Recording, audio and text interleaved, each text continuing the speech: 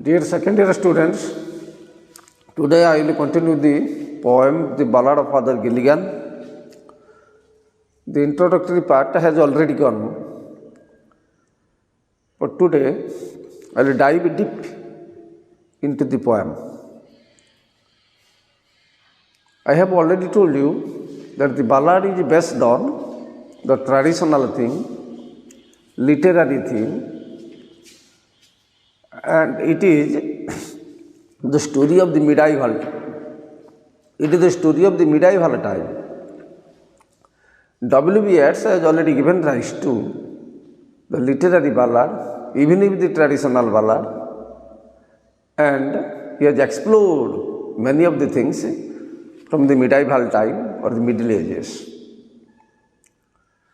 It is about the folklore, about the folktale, about the legend, the traditional thing, and the thing that happens,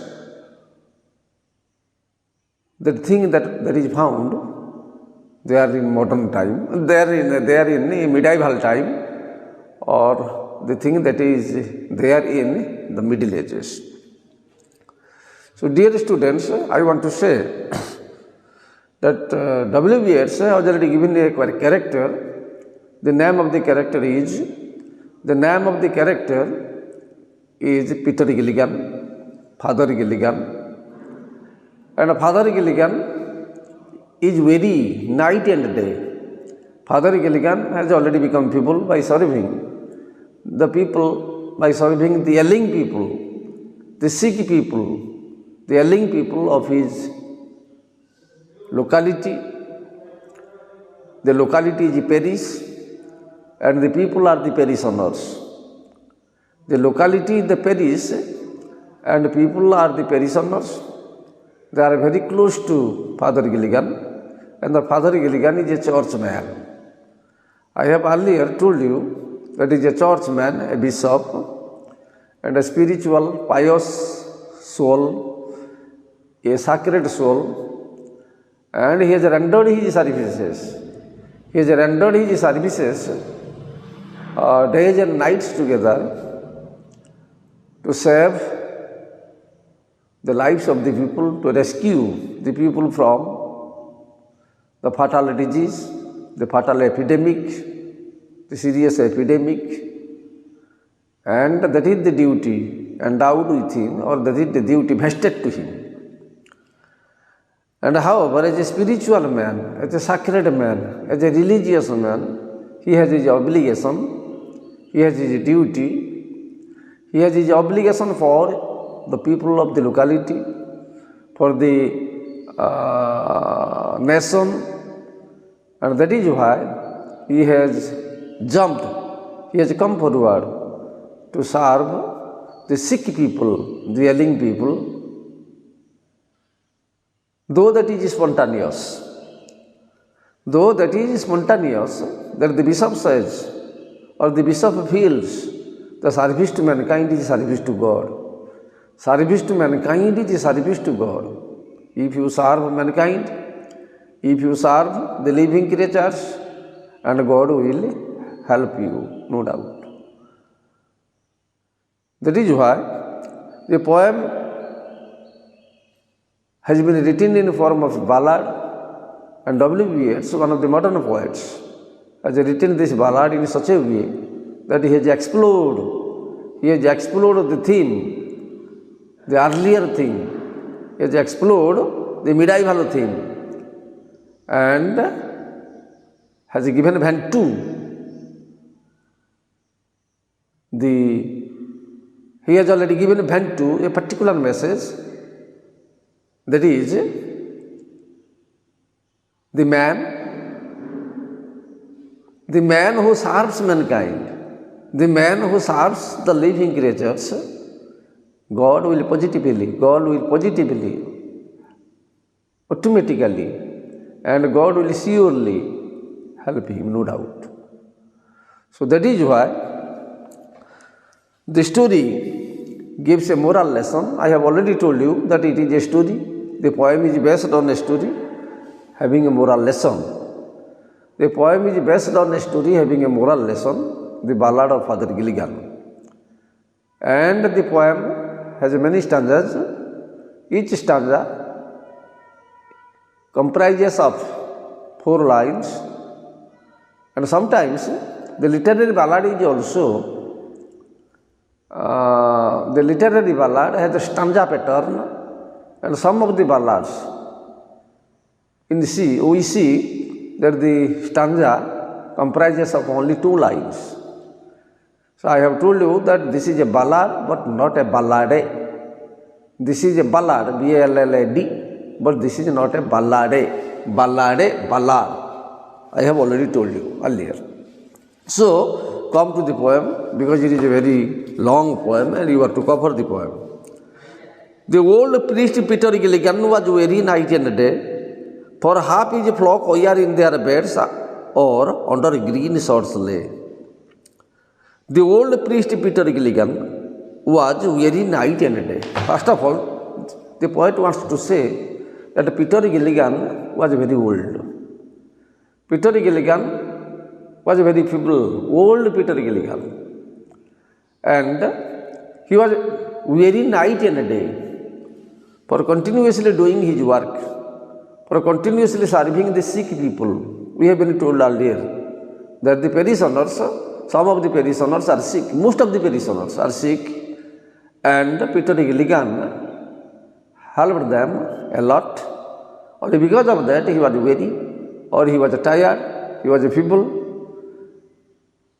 rendering his services for days and nights together, rendering his services for the poor people, for the sick man,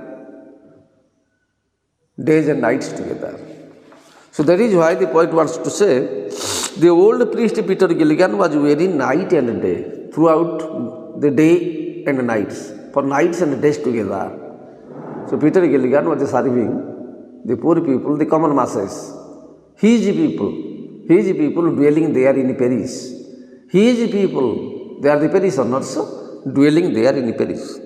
For half his flock were in their beds or under green swords lay. Half his flock. If the people are the flock, Peter Gilligan is the shepherd, you mark.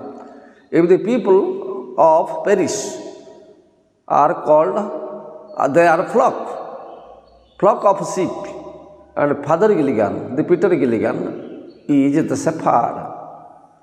So there is a comparison, and the comparison has already become implicit.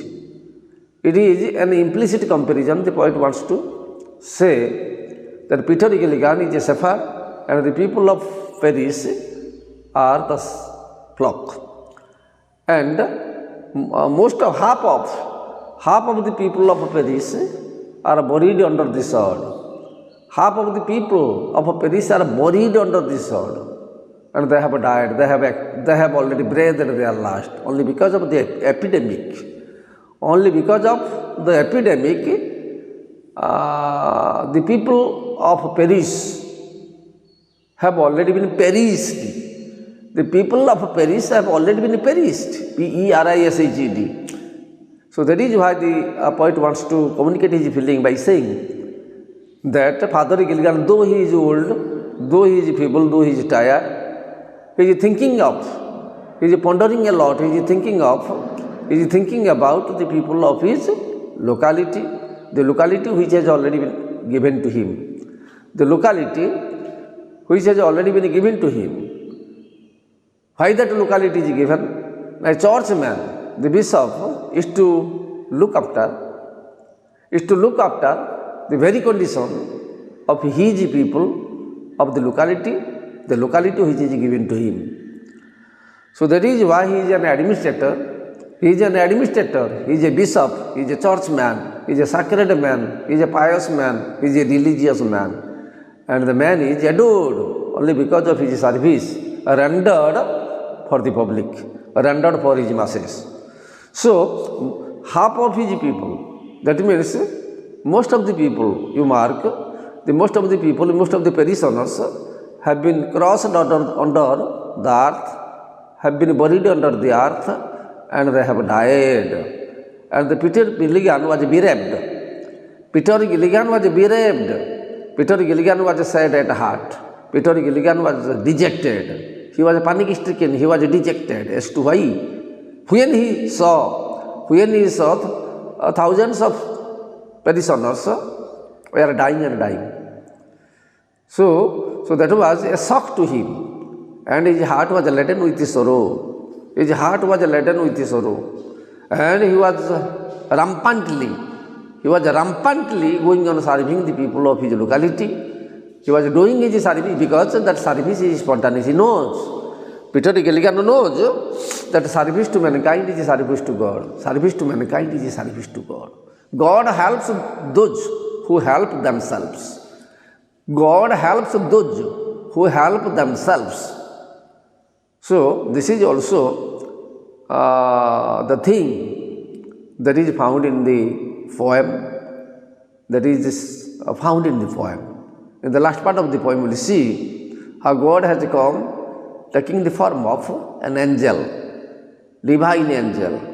God has come taking the form of an angel to serve on behalf of Father Gilligan.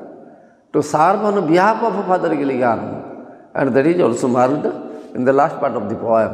So, from the beginning I want to say that for half his flock are in their beds, half his flock are in their beds or under green swords lay. So, some are sick and some are under the sword. The meaning of a sword, S-O-D, the meaning of a sword is earth. The meaning of a sword, S-O-D. S-O-D, sword, earth, E-A-R-T-H, earth. So some of his people, some of the parishioners are buried under the earth, and some were bedridden, and some were bedridden. And Peter Gilligan was sad at heart. He was bereaved, B-E-R-E-A-V-E-D, B-E-R-E-A-V-E-D. He was bereaved. He was dejected. He was completely sad at heart. So, as a man, as a spiritual man, pious man, as a sacred man, he had his obligation for his people, he had his duty for his people, because obligation is a great thing. You to mark, obligation is a great thing. I should have my obligation for the family, for the society, for the nation, because obligation is a great thing. So, selfishness is to be avoided, is to be hated like anything. Selfishness is to be hated like anything. Selfless sacrifice, automatic, that will come when a man is a spiritual one or a religious one. So, for half his flock are in their beds or under green swords lay, green swords, grassy, the land of grass. Land where grass is there, grass, green grass. So under the green grass, under the green sword, the people have been buried, and others are bedridden, they are sick, they are ailing, A-I-L-I-N-G, ailing, A-I-L-I-N-G, ailing, they are sick. The people are sick and ailing. So you get two metaphors here, and one is sheep. Flock refers to sheep, S-H-E-P, sheep. Flock refers to sheep. That may be a metaphor. And again, the poet has already given the metaphor of sheep, and Gilligan may be a shepherd. Gilligan may be a shepherd, and a flock is a metaphor, and a green sword may be a metaphor. And implicit comparison is also there, implicit things are there, hidden things. And Peter Gilligan is the shepherd, which is called a metaphor, and the flock is about the people of the locality, is about the parishioners, and that is also, the flock is also a metaphor. And with a metaphor, Ballad of Father Gilligan, you remark it is an allegorical poem, medieval, basing on the medieval story. It is an allegorical poem. I have already told you. It is written in the tetrameter. It is written in iambic tetrameter form. The tone is sad and depressing. The tone is sad and depressing. So you mark again. Once while he nodded on a chair at the moth hour of eve, another poor man sent for him, and he began to grieve. So the description is made on the evening hour. When the evening comes, when the evening sets in, by the time Father Gilligan is sitting on his chair. Father Gilligan is sitting on his chair during the moth hour, nodded on a chair. So the story is written in a past form, but I am teaching sometimes in present and sometimes in past form. Sometimes in the present form and sometimes in the past form. And the Father Gilligan in that evening, was nodding on the chair, was dozing on the chair, was enjoying siesta, S-I-E-S-T-A, siesta. He was enjoying his siesta, Father Gilligan. And it was the moth hour. What is the meaning of moth hour? Moth hour is a compound word. Moth hour, M-O-T-H hyphen H-O-U-R. Moth hour. So you mark, moth hour is a compound word. There is a hyphen in between the two, compound word. So that refers to the evening hour, that refers to the evening. When the evening sets in, when the evening comes, the old man is found on his chair. The old man is found on his chair, dozing. He is now enjoying siesta. S-I-E-S-T-A, siesta. S-I-E-S-T-A. He is now enjoying the siesta, temporary sleep, nap. The man is napping.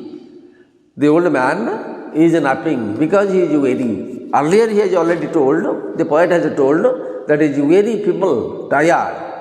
So, in order to give relief to his body, to his mind, in order to give relief, in order to give respite to his body and mind, the old man is dozing, the old man is nodding on the chair.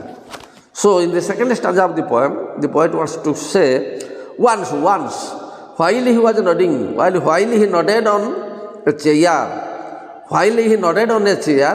at the moth hour of eve means evening. In the moth hour of eve, another poor man sent for him, and he began to grieve. He told his grievance. He was aggrieved. He told his grievance. He vomited his grievance. He purged his grievance. Purged. P-U-R-G-E-D. P-U-R-G-E-D. Purged. P-U-R-G-E-D. He purged his grievance. He vomited his grievance. He told his grievance. What is the grievance he will tell? No doubt. What is the grievance he will tell? Because that has already come in his ignorance. His grievance has already come in his ignorance. Unknowingly that has come. In his ignorance that has come. And we will also discuss. So, in the second stanza of the poem, the poet wants to say, at the moth hour of the evening, another poor man sent for him, and he began to grieve. Another poor man, another sick man sent for him, because he was there to serve the sick man. He was there to serve the poor man. So, helping is provided, help is provided to the poor man, to the sick man. So, that is the duty of a spiritual man, that is the duty of a godly man. And sometimes they are called God-men. Father Gilligan is called God-man. In Arkanarayan's stories, we see most of the stories say about the God-man. So here is a God-man, the father of the ballad on, which is written on a spiritual man, on a religious man. He is Peter Gilligan. And Peter Gilligan is nothing but a God-man. He is nothing but a God-man, or he is nothing but a religious man. A very sacred man, sacred soul, S-O-U-L, is a sacred soul. So, when in the evening, that is the moth hour of the evening, that is the moth hour, pukojuko mane uduchonti, that is the moth hour of the evening. So, in that evening, the old man is nodding on the chair, and by that time, he is sent for. The old man is sent for by a poor man. He is sent for by a poor man. A poor man stands for him because somebody is yelling in his family. Perhaps somebody is yelling. A poor man has a stand for him. And the old man, Peter Gilligan, the old man, Father Gilligan, produces his grievance, tells his grievance, produces his grievance, purges his grievance, vomits his grievance. What the stanza says. What does he say? So in the second part you come to the second stanza. Once while he nodded on a chair at the moth hour of the evening, another poor man sent for him and he began to grieve. Grievance. He was aggrieved. He put forth his grievance. He put forth his grievance. He made purgation of his grievance. The grievance was purged. The grievance was purged. The grievance was vomited. The grievance was put forth only because he was weary and he was tired. Rendering his services days and nights together. Rendering his services, 24-hour service, giving 24 hours service, providing 24-hour service. The old man is tired, no doubt. Providing 24 hours of service, round the clock service. That is told, or that is called round the clock service. And another poor man sent for him. By that time in the evening, the moth hour of the evening, another poor man sent for him. Peter Gilligan told his grievance, put forth his grievance. What is that? I have no rest, no joy, nor peace. I have no rest, no joy, nor peace. For people die and die. And after cried he, God forgive, my body spake, not I. You mark, so the theme. So you come to the theme of the poem. Yes, I have not completed the poem, but it has a theme, very beautiful theme. God's omnipresence and grace in the lives of the faithful. We find God's omnipresence and also faith in the life of grace.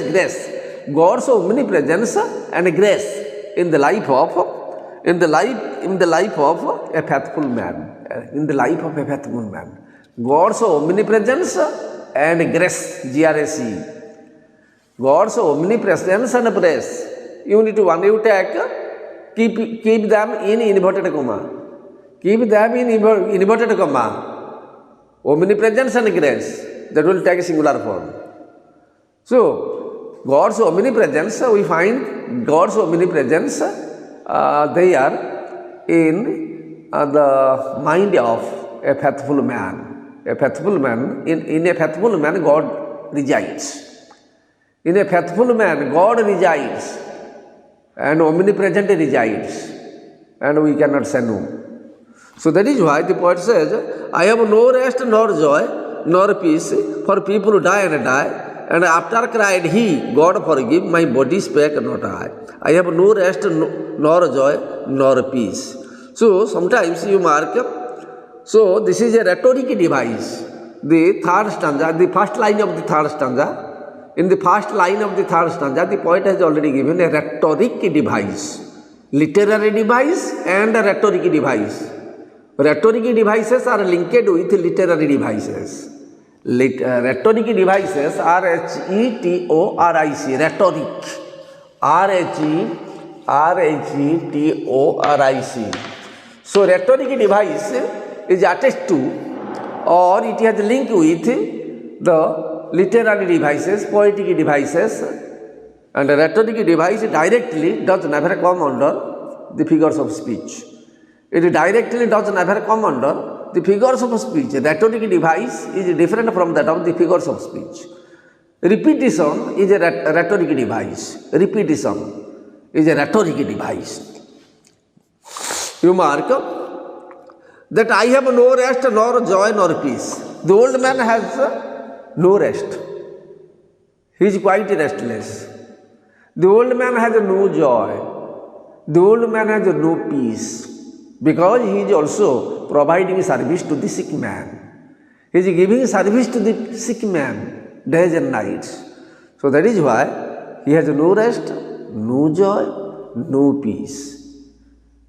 So, Peter Gilligan in his voice we see or we come across in his voice. What does he say? I have no peace, no joy, no rest. I have no peace, no rest, no joy. So that no nor repeated negative things, no, particle, negative particle, no, negative particle. I have no rest, nor joy, nor peace. For people die and die. The people are dying and dying.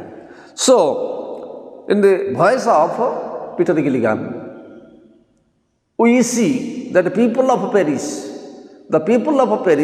are dying and dying. It is clear, it is obvious, it is clear, it is transparent, it is distinct that the people are dying and dying. Because Father Gilligan has said it. Father Gilligan in the third stanza of the poem has said, the people are dying, either they are dying and dying only because of, either they are dying only because of the pandemic or epidemic or any element, physical or mental element, AILMENT, but the people of Paris are dying and dying. For people die and die, and after cried he, God forgive, my body spake not I. But he has already told it in his ignorance, unknowingly. But he had no objective to tell it just before others. He had no objective at all. He had no intention. He had no intention to tell it before others. But automatically these words came out of his mouth. Automatically, spontaneously, these words came out of his mouth. Because the old man was very tired, I do say that the old man was very tired. His body wanted rest. His body wanted rest, his mind wanted rest. So, in such a moment, when he was sent for, he told his grievance. He brought forth his grievance. He also vomited his grievance. And what was the grievance? I have no peace, no rest, no joy. I have no rest, no peace, no joy. Or I have no rest, nor joy, nor peace, nor is repeated, no is repeated, negative particle. So I have nothing. People are dying and dying. People are dying and dying. And after cried he, by saying this, God forgive, my body spake not I. My body is telling it, but I am not telling. So I is different from that of the body, you mark. I is different from that of the body. Body is temporary, I is permanent. I is permanent, body is temporary. Peter Gilligan says, I have not told it, but my body has told it, because my body is tired. So that is why he has brought a difference, or he has brought a distinction between I and the body. The body is transitory, the body is temporary, but I is permanent. I refers to soul. I refers to soul, that is permanent. So, he sends a silent prayer to God. He sends a silent prayer to God, oh God, please forgive me. Because these words, I have no rest, no peace, no joy, these words have already come spontaneously, I have never told it. But my body has told it. Since my body is tired, since my body is very feeble, weak, so that is why I have no fault of mine. I have no fault of mine. A spiritual man can never say. A religious man can never say. A churchman can never say. I have no rest, no peace, no mind, can never say. Because he has to do his duty. He has to show his obligation for the public. So that is why Peter Gilligan is adored. He is adored in that locality. Every man, the poor man, sends for him. The sick man sends for him. The bedridden man, the bedridden sends for him. So that is why he has ungrudgingly served them. He has ungrudgingly, without any hindrance, served them. So that is why the man is very popular. Peter Gilligan is very popular in that locality as an administrator, as a bishop, or as a churchman. He is very popular. That area is given to him for administration. That area is given to him for administration, and he is the sovereign administrator, and there is a territory. There is a territory, that territory is given to him, or the territory of the locality has given to him. And that is why he is the administrator, and he is also the bishop. He is also a religious man who provided service for the mankind, services for his man. So, and after cried he cried, "Oh God, forgive me." He cried, after cried he, after he cried, "God, forgive me, my body spake not I am not telling it, my body is telling it. I have not told it, I have not uttered these words, my body has uttered these words, because body was very tired." So I have already given you the difference between body and I. I is having certain link with the permanence. It is a link with perpetuality. It has a link with God. It may be soul. It may be soul, but body is temporary. Body is transitory. So, there is a rhetoric device in the first line of the third stanza. Rhetoric device. People die, for people die and die. So, this is a dicope. People die and die. This is a dicope. Only dicope because there is an intervening word, end. Die and die. Die and die. Die is repeated.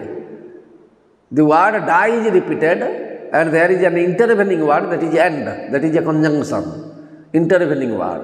So that is why it may be a dicope. It may be a dicope. And since I have no rest, nor joy, nor peace, for people die and die, and after cried he, "God, forgive, my body spake not I." So my body is telling it, but I am not telling it. My body says this, but I do not want to say this. So this is the very version of Father Gilligan in the third stanza of the poem. So my body spake not I. Here, my body spake is about the personification. My body is telling it. Body has no capacity to tell. I will tell, no doubt. Body has no power to tell. Body has no capacity. Body cannot tell. Body has been vested with the power to talk like a human being. Body is telling. Will the body say? No. Body cannot say. I can say. Which has a link with permanence. Which has a link with that God. Which has a link with the vast soul. We have a little soul within, very small soul within, and we are the extract. We have already come from the vast world of God and the vast soul. That is an extract. That is an extract, or that is an extract. That is an extract. So, the last line of third stanza is about the personification when he says, "My body spake not I." You come to the fourth stanza of the poem. He knelt and leaning. He knelt and leaning on the chair. He prayed and fell asleep. And the moth hour went from the fields, and the stars began to peep. So the poem is full of imageries. There is a bundle of imageries we find there in the poem. A bundle of imageries. The poem is full of a bundle of imageries. A bundle of imagery. So in the you mark that he knelt and leaning on the chair. When he came to consciousness, when he came to reality, when he came to consciousness after napping, or after nodding, or after enjoying siesta, when he came to consciousness, he knelt down. He knelt down, sent a silent prayer to God, leaning on the chair. He knelt down and sent a silent prayer to God, leaning on the chair. The old man did that because he was a God man. I have told you that he was a God man. He was nodding on the chair. He sent silent prayer to God. He sent a silent prayer to God, and leaning on the chair, he prayed and fell asleep. Again he fell asleep. Again he fell asleep on that chair. Sending prayer to God. Sending is earnest prayer to God. Sending is silent prayer to God. The old man again slept on the chair. The old man again fell asleep. And the month hour went from the field. The evening hour went away. The evening hour went away. The evening passed away. The evening went. And again, the month hour went from the fields and the stars began to peep. And at night, innumerable stars in the sky began to peep, began to nudge, began to shine, began to glitter. Innumerable numbers of stars. Many stars from the Milky Way or many stars from the sky began to peep, began to nudge, began to glitter, began to dazzle or began to shine. So the night came. The dark night wrapped the earth. The dark night wrapped the earth. There was a canopy all over the earth. And God wrapped the earth with the dark canopy. When the stars began to peep from above. When the stars began to peep from above. And the month hour, compound word again, the month hour went from fields and the stars began to be night came. The evening passed, the night came. Or the poet narrated. You mark. They slowly into millions grew. They slowly into millions grew, and the leaves shook in the wind, and God covered the world with his head and whispered to mankind. They slowly into millions grew. So this is a hyperbolical image. This is a hyperbolical imagery, hyperbolical image. Why? They slowly, the stars in a slow process. The stars slowly, millions grew in millions. The stars slowly grew in millions. Innumerable stars I have told you. Many stars from above. From above. Many stars from the sky began to peep, began to nudge. NUDGE began to nudge. And the month hour went from the fields. They slowly into millions. Slowly. They grew slowly one by one. The stars came to the sky one by one. And the number cannot be calculated. The number cannot be gauged. The number cannot be calculated. You cannot calculate how many stars are there in the sky. So that is why they grew in millions. Or they grew, the millions of stars grew. The millions of stars were found there in the sky. And the leaves shook in the wind. The leaves shook in the wind. The leaves began, the leaves shook in the wind. That means the leaves were dangling, sucking there in the trees in the evening. Mild wind blows. Mild wind blows, genial wind. Friendly wind, very friendly wind blows. And by that time, the leaves of the trees began to sag, began to dangle, began to sag. So that is why the poet wants to say, leaves shook in wind, and God covered the earth, the world with shade, and whispered to mankind. And God, what did God do? God covered the earth with shade, with the darkness. God covered the earth with the darkness. Because night is the time for rest. Night is the time for rest. Day is the time for work. Night is the time for rest. So, God has given us a night to sleep. God has given us a night to sleep. And He has given us a day to be awake. To do our duty. To show our obligation. So, day and night. So, that is why God has already brought a balance. So, since He has already created the human beings, since He has already created this planet, God has tried His level best to bring a balance. So that is why night is there, day is there. So at night we will have rest. During day we will start our duty, we will work our duty. We will show our obligation, do our obligation, show our obligation. So that is why the poet says, the God has already wrapped this earth. The God has covered this earth with shade, with darkness. There was a dark canopy all over the earth. And God began to whisper. So this is biblical. At night, God descended down the earth. At night, God descends down the earth and whispers in the mankind, sitting beside the pillow. Sitting beside the pillow, when the people enjoy heavy slumber, when the people enjoy slumber, when the people enjoy slumber. So by that time, God in the form of different angels sit by the side of the pillow, sit by their side and console them and also shower blessings on them and show His glad grace, show His glad grace for the mankind. So that is a biblical thing, and biblical allusion is there. You will find biblical allusion, the allusion from the Bible.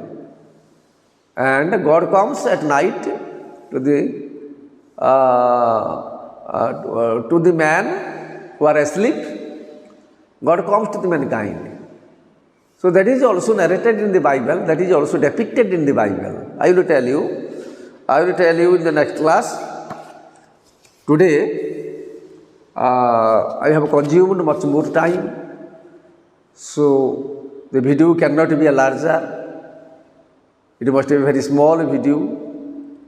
Within 30 minutes, I should finish my talk, my deliverance. So that is why I cannot make the video larger. And in the next class, I will also discuss the fourth stanza of the poem.